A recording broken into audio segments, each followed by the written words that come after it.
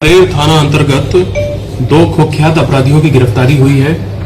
इनके पास से 2 देसी पिस्टल, 3 जिंदा कारतूस, करीब 1 किलो से ऊपर गांजा, 3 मोबाइल और 1 मोटरसाइकिल मिली है।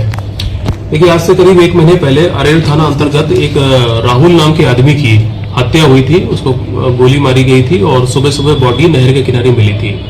तो उसकी इन्वेस्टिगेशन के लिए एसडीपीओ मधुबनी, एसडीपीओ बेनीपट्टी के नेतृत्व में, अमित कुमार के नेतृत्व में एक विशेष टीम गठित की गई थी, जिसमें टेक्निकल सेल, एसएचओ अरेर, सीआई बेनीपट्टी, एसएचओ बेनीपट्टी काफी अधिकारी थे।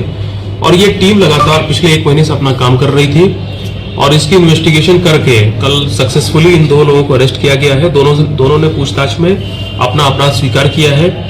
एक का नाम है श्रवण कुमार यादव, ये झोजी अरेर का रहने वाला है।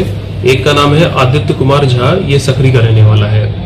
देखिए, इसमें पता ये चला है कि ये दोनों आदमी जो अरेस्ट हुए हैं, ये दोनों पहले राहुल के ही गैंग के मेंबर थे।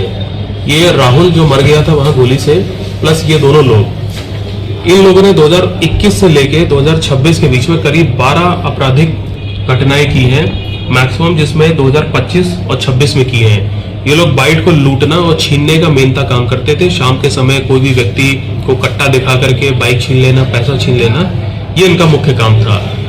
और इससे इन लोगों ने काफी पैसा अर्जित किया। लेकिन उस पैसे की जो बंदर बांट है, उसमें इनका कुछ विवाद हो गया अपने गैंग के लीडर राहुल से।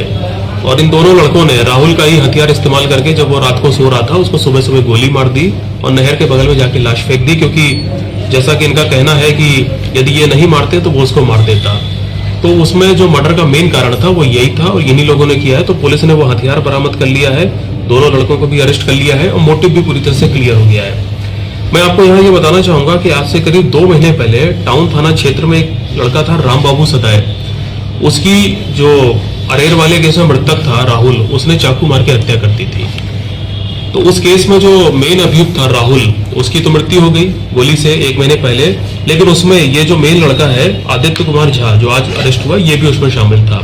तो उस मर्डर केस का भी खुलासा हो गया है, अरेर वाले मर्डर केस का भी खुलासा हो गया पूरी तरीके से। और 2026 में हमारे विभिन्न थाना क्षेत्रों में करीब 5 से 6 जो लूट की घटनाएं दर्ज हुई थी, उसमें भी यही गैंग था, तो उसका भी पूरी तरह से खुलासा हो गया है।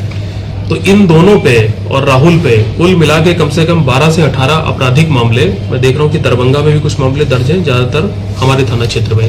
तो ये जो पूरा आपराधिक गैंग था, ये हथियार लेकर के, चाहे हत्या हो या लूट हो, छिनतई हो, ये लोग लगातार पिछले 2 साल से कर रहे थे। तो इनकी गिरफ्तारी से और जो एक व्यक्ति मारा गया है, इस पूरे गैंग का खात्मा हो गया है। और इससे पूरे अपराध की जो घटनाएं हुई थी इस क्षेत्र में, उस पर अंकुश लगाने में पुलिस को परमानेंट तौर पे एक मदद मिल गई है।